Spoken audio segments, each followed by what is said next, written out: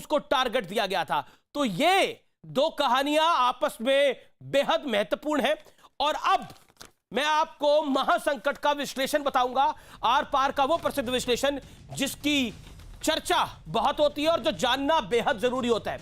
आइए video wall के जरिए समझते हैं कि महाराष्ट्र के संकट का विश्लेषण क्या है। परमबीर सिंह ने 100 करोड़ की वसूली रैकेट का आरोप लगाया। गृह मंत्री एनसीपी के वरिष्ठ नेता अनिल देशमुख पर यह आरोप है। गृह मंत्री अनिल देशमुख की शिकायत सीएम उद्धव ठाकरे से की। सचिन वाजे को अनिल देशमुख का करीबी बताया गया। हालांकि सचिन वाजे शिवसेना का करीबी है, ऐसे भी आरोप लगते रहे हैं। चिट्ठी के बाद अपने ही पूर्व सीपी पर महाराष्ट्र सरकार का हमला है। एनसीपी के नेता एक के बाद एक कह रहे कि परमबीर सिंह बीजेपी के हाथों में खेल रहा है। बीजेपी ने महाराष्ट्र सरकार के इस्तीफे की मांग की है। शरद राव पवार ने अनिल देशमुख को लगभग क्लीन चिट दे दी है, लेकिन अनिल देशमुख प्रेस कॉन्फ्रेंस में मौजूद थे 15 तारीख को, जब वो अस्पताल में भर्ती होने की बात कर रहे हैं। परमबीर सिंह ने अब सीबीआई जांच की मांग को लेकर सुप्रीम कोर्ट में अर्जी दाखिल करी है। तो यह कुल मिलाकर लबोलबाब है इस पूरे घटनाक्रम का। ये बिल्कुल मुंबई की एक फिल्मी स्टोरी की तरह लगती है, जिसमें एक मंत्री पे आरोप लगाता है एक पुलिस कमिश्नर की 100 करोड़ का टारगेट एक पुलिस अफसर को दिया गया। और बीजेपी कह रही है कि देखिए महाराष्ट्र सिर्फ मुंबई से 100 करोड़ था एक महीने में, 12 महीने का 1200 करोड़। और उसके बाद बाकी जगह का क्या था, नागपुर का कितना टारगेट था, पुणे का कितना टारगेट था, ऐसे ही हर जगह पे कितने कितने टारगेट थे, ये सामने आने चाहिए। क्या ये भ्रष्टाचार की सरकार चल रही है? ये भी बीजेपी का आरोप है। आइए मेरे साथ आज मेहमान कौन कौन जुड़े हैं आपको मैं मिलवाता हूं। मेरे साथ डॉक्टर सुधांशु त्रिवेदी है, बीजेपी के राष्ट्रीय प्रवक्ता। मेरे साथ अशोक वानखेड़े साहब है, जो कि वरिष्ठ पत्रकार है, महाराष्ट्र की राजनीति को अच्छे से कवर करते हैं। एनसीपी से बृजमोहन अग्रवाल है, शिवसेना से संजय गुप्ता है, और मेरे साथ एक्सक्लूसिवली बात करने के लिए नवाब मलिक इस समय एनसीपी के मंत्री जुड़ रहे हैं, महाराष्ट्र सरकार में मंत्री हैं और एनसीपी के वरिष्ठ नेता हैं। मैं सीधा आप ही का रुख करता हूं नवाब मलिक, फिर मैं डॉक्टर त्रिवेदी आपके पास भी आऊंगा। लेकिन नवाब मलिक साहब, ये जो पूरा घटनाक्रम है, इससे एम्बैरेसमेंट सरकार से ज्यादा एनसीपी की हो रही है, क्योंकि अनिल देशमुख जी एनसीपी के वरिष्ठ नेता हैं, एनसीपी कोटे से गृह मंत्री हैं। क्या आपको लगता है काफी बड़ा पॉलिटिकल धब्बा जिसे कहते हैं वो परमबीर सिंह साहब की चिट्ठी ने लगाया है एनसीपी के ऊपर पॉलिटिकली? देखिए, ऐसा है कि परमवीर सिंह जी ने जो चिट्ठी लिखी, निश्चित रूप से उस पर गंभीर आरोप लगाए गए। लेकिन चिट्ठी कब लिखी?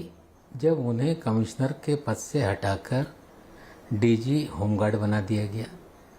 चिट्ठी में जिस चैट का जो उनके कनिष्ठ अधिकारी हैं संजय पाटिल जी, उसके साथ 16 तारीख को जो चैट है, जो सवाल पूछ के उन्होंने चैट क्रिएट किया, वो जब उन्हें पता चल गया कि वे ट्रांसफ़र होने वाले हैं, तब ये पूरा एविडेंस क्रिएट करने का उन्होंने काम किया। और जो मिड फैब की बात की जा रही है, अनिल देशमुख जी 5 से 15 तक अस्पताल में थे, 15 से 27 तक होम क्वारंटाइन थे। एक सवाल बीजेपी ने खड़ा किया कि 15 तारीख को उन्होंने प्रेस कॉन्फ्रेंस की, जिसमें बूम नज़र आ रहे, आपने और बीजेपी ने भी कहा। ये बात सच है कि अस्पताल से जब वो डिस्चार्ज हुए, अस्पताल के गेट पे मीडिया उनसे सवाल पूछ रहा था, जो कमजोरी के कारण वहीं अस्पताल के गेट पर कुर्सी पे बैठे कुछ सवालों का उन्होंने जवाब दिया और वहां से निजी विमान से वो मुंबई आए। 27 तारीख तक वो होम क्वारंटाइन थे और 28 तारीख को 1 तारीख से विधानसभा शुरू होनी थी और प्री कैबिनेट में वो कैबिनेट में आए थे। ये सच्चाई है। जो सवाल खड़े किए गए, कहीं ना कहीं जो सचिन वाजे हैं, जो आज एनआईए की गिरफ्त में है, उनकी गिरफ्तारी के बाद बहुत सारी चीजें खुलकर सामने आने लगी। सॉरी एनआईए की गिरफ्त में है, तो वो कहीं ना कहीं सारे सवाल खड़े होने लगे। लेकिन देखिए नवाब मलिक मैं पूरी बात कर दूं, आप रखिए अपनी पूरी बात कर दूं।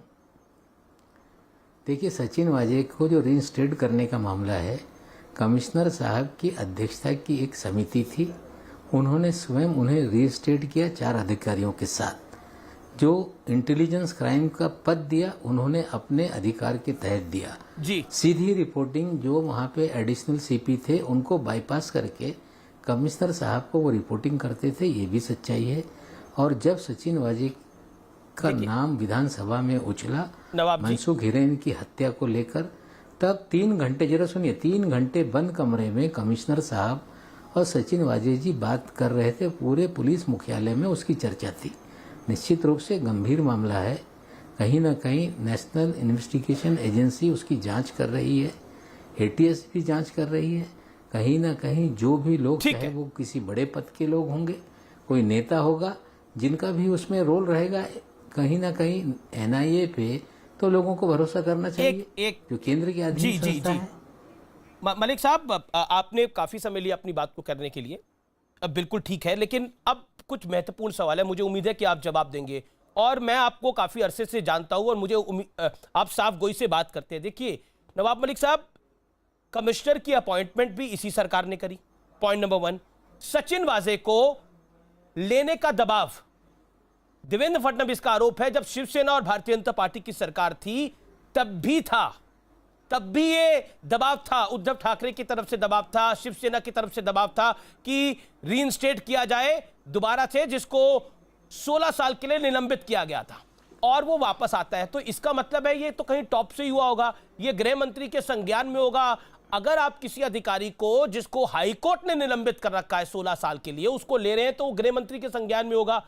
और उसके बाद जो फॉर्मर पुलिस कमिश्नर बात कर रहे हैं, वो कुछ तथ्यों की बात कर रहे हैं। वो कह रहे हैं कि सीसीटीवी फुटेज देख लीजिए, मैसेजेस देख लीजिए, 100 करोड़ रुपए का टारगेट दिया गया। क्या आपको लगता नहीं है कि पद पे रह के अनिल देशमुख अगर पद पे रहेंगे, मंत्री रहेंगे, तो वो निष्पक्ष जांच कैसे हो पाएगी? आप भी मंत्री हैं महाराष्ट्र सरकार के अंदर, आप खुद सोचिए इस बात को, कैसे जांच हो पाएगी कि खुद ही अनिल देशमुख अपने आप को क्लीन चिट देंगे? देखिए अब मैंने तो कुछ नहीं करा, गलती सारी की सारी पुलिस कमिश्नर की। ये पुलिस कमिश्नर भी आपकी थे, यानी आप ही की सरकार इसको लेके आई, और अभी तक ये बिल्कुल ब्लू आइड बॉय थे और आज ये सबसे खराब हो गए हैं। ऐसा तो नहीं होता मलिक साहब। देखिए, आपने 3 सवाल यहाँ खड़ा किए। एक है सचिन वजह के रिंस्टेट करने को लेके कि ये बीजेपी, खास करके देवेंद्र जी कह रहे हैं कि उद्धव ठाकरे का दबाव मुझ पे था, और उनकी प्रेस कॉन्फ्रेंस में उन्होंने कहा कि मैंने एडवोकेट जनरल से ओपिनियन मांगा था कि सचिन वजह को रिइंस्टेट किया जा सकता है कि नहीं। आज तक जो भी गृह मंत्रालय है, वहाँ से जो एडवोकेट जनरल को जो भी कॉरेस्पॉन्डेंस हुआ, चाहे वो देवेंद्र जी के ज़माने में या आज या उससे पहले, कहीं भी रिकॉर्ड पे इस तरह का ओपिनियन देवेंद्र जी ने मांगा ऐसा नहीं। उन्होंने ही ये प्रेस कॉन्फ्रेंस में दावा किया था, जब उद्धव जी का दबाव था, ये उन्होंने कहा था। अगर ऐसा कुछ है तो आरटीआई में जानकारी बीजेपी लेकर बताए कि ये दबाव था और ये एडवोकेट जनरल से ओपिनियन मांगा गया था। एक, जहां तक वजह के रिइंस्टेट करने का मामला है, कमिश्नर साहब की कमेटी है जो उस समय जो कमेटी बनाई गई थी। और एक चीज बता दें, 2004 में जब ख्वाजा यूनुस केस में कस्टोडियल डेथ में उन्हें निलंबित किया गया, तब बीजेपी का एक एक नेता सचिन वाजे के साथ, शिवसेना तो खड़ी थी लेकिन बीजेपी का कोई ऐसा नेता नहीं था जो सचिन वाजे की वकालत लेकिन नहीं कर रहा आज की था। परिस्थिति, देखिए नवाब मलिक की आज की परिस्थिति के अंदर ये बहुत बड़ी पॉलिटिकल एम्बैरेसमेंट है शासन के लिए भी, एनसीपी के लिए भी, जिस तरह के आरोप लगे हैं। मेरे साथ वरिष्ठ पत्रकार भी जुड़े हुए हैं, अशोक वानखेड़े। मैं उनका रुख करता हूं, वो भी आपसे कुछ सवाल पूछे जाते हैं। अशोक जी, आप क्या पूछना चाहते हैं नवाब मलिक में? संक्षेप में पूछिए नवाब मलिक जी से, संक्षेप में।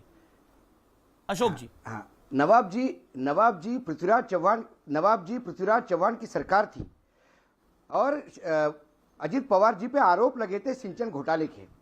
उन्होंने तुरंत इस्तीफा दिया था, उसके बाद व्हाइट पेपर रिलीज हुआ और फिर उन्होंने फिर से शपथ ली। ये नैतिकता के पैमाने स्थापित किए थे एनसीपी ने इसी महाराष्ट्र में। आज ऐसी क्या हो गया है कि आज देशमुख जो है, हो सकते हैं वो बहुत प्रिय हो, लेकिन अजित पवार से तो प्रिय नहीं हो सकते और अजित पवार से बड़े नेता भी नहीं हो सकते हैं एनसीपी में। आज उनको बचाने के लिए गंभीर आरोप एक्सेप्ट करने के बाद भी सब लोग लगे हुए हैं। इसके पीछे कारण समझ में नहीं आता। देखिए, ऐसा है कि मूल मुद्दा क्या है कि मुकेश अंबानी जी के मकान के सामने बम भरी गाड़ी लगाना, जिसका कहीं ना कहीं मास्टरमाइंड सचिन वजह था, और उनकी गिरफ्तारी, और मनसुख हिरेन जो बंदा फोड़ कर देगा उसी डर से उसकी हत्या कर देना, और उसके बाद जब उसकी गिरफ्तारी, उसकी हत्या के बाद कमिश्नर साहब और सचिन वजय के बीच में जिस तरह का 2 घंटे का गुप्त बैठक हुई, कहीं ना कहीं परमवीर सिंह जी भी संदेह के घेरे में है। एनआईए जांच कर रही है, वजह कस्टडी में है। एटीएस ने भी ये निष्कर्ष निकाला है कि मनसुख हिरेन की हत्या ये सचिन वजय ने की है। हमें लगता है जो बड़ा मामला है उससे बचने के लिए इस तरह के आरोप लगाए गए, ऐसा हम मानते हैं। जांच एनआईए कर रही है, उसमें एनआईए की जांच को कौन बड़ा डाल पाएगा उसमें। नवाब जी देखिए, आज सदन के अंदर भी शरद पवार से भी मिले। परमवीर सिंह तो शरद पवार से भी मिले हैं। शरद पवार जी ने खुद एक्सेप्ट किया और उन्होंने कहा कि पॉलिटिकल इंटरफेरेंस है। हाँ, नवाब मलिक इस बात का जवाब भी मिले हैं। ठीक है, आपने अपनी बात को रखा। अशोक जी, आपने अपने सवाल को पूछा, तो हास्यास्पद होगा। Late Nawab Malik reply. नवाब मलिक इस बात का जवाब। देखिए, ऐसा है, परमवीर सिंह को पवार साहब ने कोई लाइन हाजिर करवाया या उनसे पूछताछ के लिए गए, ऐसा नहीं है। लोग कहते हैं कि एक्स्ट्रा कॉन्स्टिट्यूशनल अथॉरिटी की तरह से उन्होंने जानकारी ली। स्वयं अगर कोई व्यक्ति आके कुछ बात करता है, ठीक है, उसको बोलने का अधिकार है और उन्होंने बातें सुनी होंगी, लेकिन जिस तरह से चीजें सामने आई हैं, हमें लगता है कि ये सब चीजें आफ्टर थॉट है। जिस तरह से आरोप लगाए गए, 16 तारीख को क्रिएट किया गया है, सब चीजें सामने निकल के आ जाएगी। नवाब मलिक जी, आज सुप्रीम कोर्ट में, नवाब मलिक जी, आज सुप्रीम कोर्ट में एक पिटीशन दायर हुई है और उस पिटीशन के उसके एक सेकंड नवाब जी, मैं आपको मौका ही दे रहा हूं, आप ही से सवाल है मेरा, उसी को लेके बोल रहा हूं, आप सुन लीजिए। जी सर, सुन लीजिए जी। जो सवाल उन्होंने पत्र में जो आरोप लगाए, उसी के आधार पे पिटीशन बनाया गया है। पिटीशन में अपने तबादले को वो कह रहे हैं कि गलत तरीके से किया गया, तो जो भी प्रशासनिक अधिकार है, मुख्यमंत्री ने वो अपने अधिकार में निर्णय लिए, और बाकी जो आरोप लगा रहे हैं वो पत्र में भी आरोप है। अब मामला तो सुप्रीम कोर्ट में है। सुप्रीम कोर्ट अनिल देशमुख का भी हल्फनामा दिलवाएगी, सुप्रीम कोर्ट सरकार से भी अपना हल्फनामा रखने के लिए कहेगी और सुप्रीम कोर्ट उस पर निर्णय लेगी। हमें लगता है कि लेकिन उनका जो आरोप है, एक तो 100 करोड़ का आरोप है, दूसरा आरोप है जो उनके पेज नंबर 21 पे है उस पिटीशन के, कि जब member of parliament Mohan Delkar की लाश मिली तब दबाव था। 15 पेज का सुसाइड नोट भी मिला। After initial inquiries and report the petitioner initiated the investigation in the matter. The petitioner was time and again pressurised by the Honorable Minister of the Home, that is Anil Deshmukh, Government of Maharashtra, to probe the role of certain readers and somehow implicate them. यानी जानबूझ के BJP नेताओं को फंसाने के लिए दबाव था। ये बहुत बड़ा आरोप है। अगर एक पद पे रहते हुए व्यक्ति 100 करोड़ रुपए की फिरौती की बात आ रही है, विपक्ष के नेताओं को फंसाने की बात आ रही है, और खुल्लम खुल्ला कमिश्नर इसको सुप्रीम कोर्ट की पिटीशन में डाल रहा है, जिसको उनको सब्सटैंशियल करना पड़ेगा कोर्ट ऑफ लॉ में। क्या कहना चाहते हैं आप? इसके बाद बचता क्या है? देखिए, यही आरोप, यही जो वो है डेलकर की आत्महत्या का मामला, उस पत्र में भी उसका उल्लेख है। एक, अब ये कमिश्नर साहब कह रहे हैं कि अगर कोई आत्महत्या मुंबई शहर में करेगा तो क्या उसका मुकदमा दादरा नगर हवेली में दर्ज होगा? मुकदमा अगर दर्ज होगा तो मुंबई शहर में आत्महत्या है तो यहीं दर्ज होगा। वो कह रहे हैं इन्वेस्टिगेशन हमने इनिशिएट कर दी। नवाब मलिक जी, आप बात को घुमा रहे हैं। वो कह रहे हैं दबाव था बीजेपी के नेताओं को फंसाने का। जरा सुनिए जी। बिल्कुल नहीं। आत्महत्या में जो चिट्ठी है, उस चिट्ठी में वहां के एडमिनिस्ट्रेटर जो उस वक्त के गृह मंत्री थे, प्रफुल्ल खेड़ा पटेल साहब के कारण मैं आत्महत्या कर रहा हूं, उस सुसाइड नोट में है।